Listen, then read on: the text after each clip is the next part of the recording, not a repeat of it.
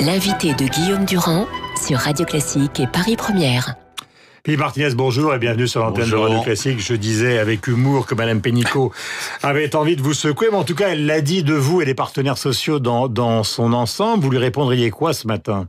On ne demande pas de nous secouer, enfin en plus c'est un langage un peu bizarre. On nous demande juste de prendre en compte ce qu'on dit, de prendre en compte le mécontentement qu'il y a dans ce pays, qui se traduit par des mouvements de protestation qui ont eu lieu depuis le début de l'année. Il faut s'en rappeler, ça a commencé avec le personnel. Qui redémarre vendredi. Avec le personnel de la pénitentiaire et qui continue. Qui redémarre pas, qui continue vendredi à Air France et puis le 3 avril dans plusieurs secteurs. Donc voilà ce qu'on lui dit. Écoutez ce que disent les citoyens, les salariés, les étudiants, car vous le savez, il y a aussi des mouvements dans les universités. Compte personnel de formation, donc accessible fin 2019, dit-elle. À terme, 7 apprentis sur 10 finiront par trouver du boulot. Donc au fond, elle défend la politique sociale du gouvernement sur tous les aspects. Elle considère qu'au fond, la CGT, par le biais de cette grève perlée qui n'en finira pas pendant des semaines et des semaines, fait un blocage général ou tente une sorte de blocage général du pays, ce qui n'est pas vraiment le cas, ce qui n'a pas vraiment marché lorsque tout ça a été lancé il y a quelques jours. Non, premièrement, le gouvernement applique la méthode Coué, il répète en boucle ce qu'on fait, c'est bien, etc. Alors certes, il y en a qui sont satisfaits. Vous avez vu les bénéfices des entreprises du CAC 40. On approche les 100 milliards d'euros. Donc la croissance, elle existe pour quelques-uns. Et puis à côté, il y a une très grande majorité qui souffre. Et donc il faut que le gouvernement prenne en compte ce mécontentement. Alors il y a des mobilisations.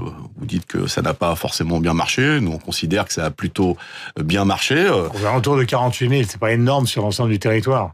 Non, ça c'est les chiffres de Paris, comptage. C'est le comptage de la presse, parce que maintenant il y a un comptage de la presse. C'est très bien d'ailleurs, c'est très bien. Mais c'était les chiffres de Paris. De Paris, oui. D'accord. Pardon. Nous avons estimé dans toute la France que le nombre de manifestants, pas le nombre de grévistes, s'approchait des 500 000. Et puis après, comme vous le dites, il y a des grévistes dans des conditions particulières, avec des niveaux différents. Donc il y a un vrai mécontentement. Soit on écoute. Soit on continue à dire on va les secouer ou je ne sais quoi. On n'est pas dans dans l'idée d'un gouvernement qui écouterait ce que disent une majorité de citoyens. En tout cas, c'est notre avis. Mais à un moment, votre collègue de la CFDT, Monsieur Berger, dit finalement on discute et c'est toujours Macron qui finit par trancher. Donc est-ce que vous avez l'impression qu'on est dans cette situation-là ce matin ? Oui, il a tout à fait raison. Et ce qui montre que derrière le mot sans cesse répété par Madame Pénicaud ou le Premier ministre de la concertation, c'est « j'ai décidé ».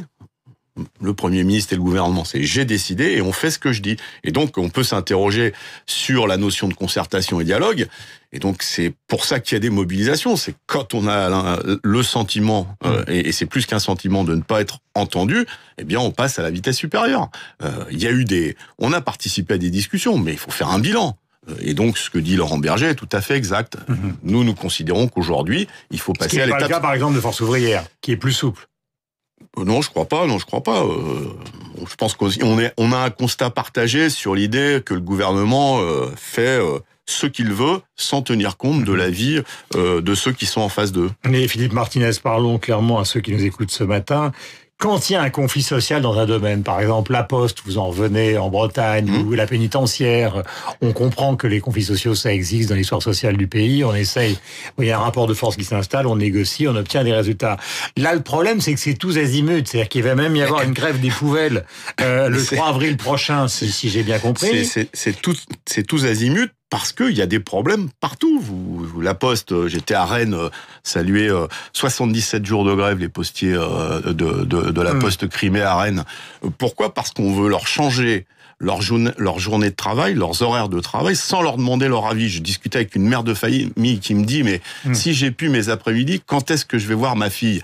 Est-ce qu'on est en face, on est capable d'entendre ça ? C'est-à-dire que ils sont pas bloqués sur une discussion, mais comment on prend en compte les réalités de ceux qui travaillent. L'histoire de cette femme, mais là on est. Mais c'est ça la vie. Non, mais beaucoup de gens vont nous dire, finalement, comment peut-on dire, exprimer ça d'une manière un peu violente, mais ça va vous permettre de répondre. Au fond, Martinez, c'est une sorte de bras braquage de la République. Ils font une grève perlée dans tous les domaines, sur tous les sujets, qu'il s'agisse de la SNCF, de Air France, des projets du gouvernement en termes de flexibilité du travail. Ils ne veulent de rien. Vous conviendrez que le mot braquage est un peu fort.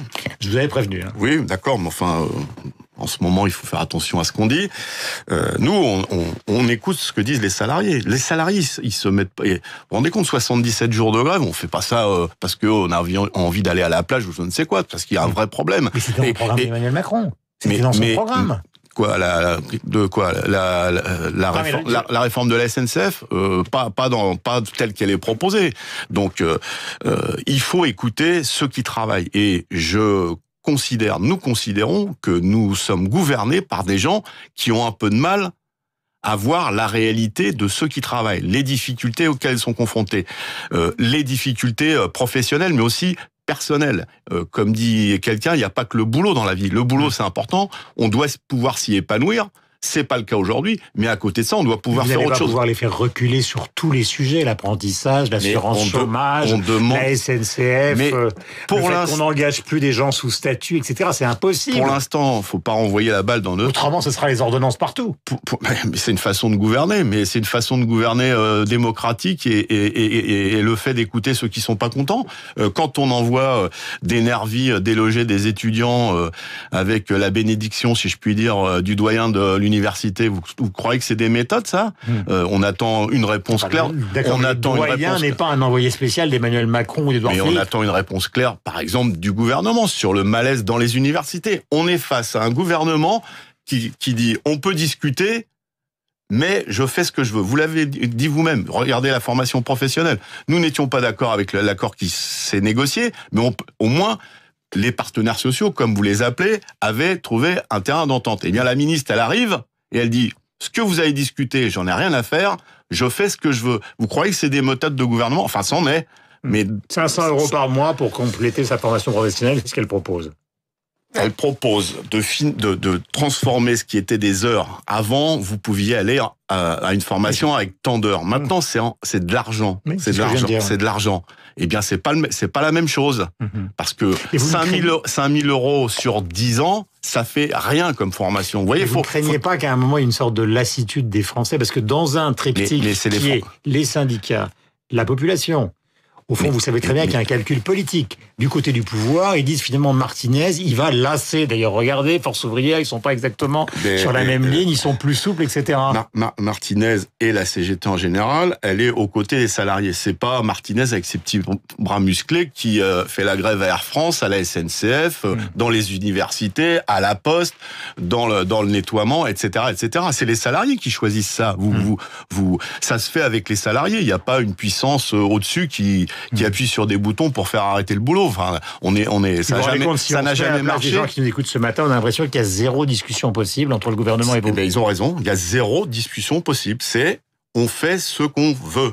Et vous pouvez toujours dire ce que vous voulez. On fait ce qu'on veut. La SNCF, nous avons porté un projet. Tout le monde l'a salué. Tout le monde l'a salué. Le Premier ministre a dit, bon, je vais regarder. Et puis, on fait comme si ça n'existait pas. La volonté de discuter, c'est nous. La volonté de rien écouter, c'est le gouvernement. Question simple pour terminer. Est-ce que vous avez l'intention d'aller jusqu'au bout, c'est-à-dire de bloquer le pays? Bloquer le pays, ça ne veut rien dire. On a des souvenirs. Hein. Il y a des grèves. Il y a des grèves pendant la réforme des retraites de Sarkozy. Il y a eu des grèves en 95. Il y a des grèves qui sont engagées. Et si le gouvernement n'écoute pas, oui, il risque d'y avoir dès le 3 avril. Le 3 avril, la grève chez les cheminots risque d'être très puissante, vu le nombre de grévistes qu'il y avait le 22 mars. Mais le gouvernement peut toujours dire, bon d'accord, j'ai compris, et on s'assoit et on discute vraiment. Mais on discute vraiment. Donc pour l'instant, oui, ça risque d'être très fort, et les usagers, on va continuer à s'expliquer avec eux, parce que l'enjeu de l'avenir de la SNCF, c'est que les trains arrivent à l'heure, c'est qu'ils ne soient pas annulés. Donc c'est une bataille aussi avec les usagers des services publics. On a vu apparaître Jean-Luc Mélenchon l'autre jour à la télévision. Est-ce que vous avez l'impression qu'il est en train d'essayer de récupérer ce que vous faites? Non, je pense que comme d'autres, il était présent le 22 mars en soutien des manifestations, et c'est bien que y ait des forces politiques. Ça vous gêne pas, parce que ça vous a gêné par moment? Non, je ne crois pas que j'ai dit une seule fois que ça. J'ai toujours dit il faut du soutien politique. Alors, en disant pas le Front National. parce qu'il y a une tentative de récupération du Front National des mouvements, et évidemment, ces valeurs-là, nous ne les partageons pas. Dernier point, hommage national, qui se veut un hommage populaire avec ce qui s'est passé donc il y a 4 jours. Est-ce que les syndicats qu'on entend assez rarement sur ce sujet, vous avez l'intention d'aller aux Invalides ? Écoutez, je pense que c'est sur invitation, mais en tout cas, pour les derniers attentats, nous étions invités aux Invalides, et oui, en tout cas, j'y étais avec mes homologues. Il y a besoin de faire front face au terrorisme, avec, y compris, des mesures qui ne consistent pas à restreindre les libertés individuelles, mais à travailler plus en profondeur, et ça serait trop long pour le développer, vu que c'était la dernière question. Merci beaucoup, il est 8h29, donc on a compris qu'il n'était pas question pour vous d'un retour à l'état d'urgence, mais que vous irez donc aux Invalides si l'invitation vous parvient, et vous parviendra probablement comme tous les corps constitués. Il est 8h29, merci Philippe Martinez, bonne journée à vous. Nous sommes sur l'antenne de Radio Classique et de Paris Première, entre en piste maintenant les éditorialistes et surtout Michel Grossior pour la revue de presse.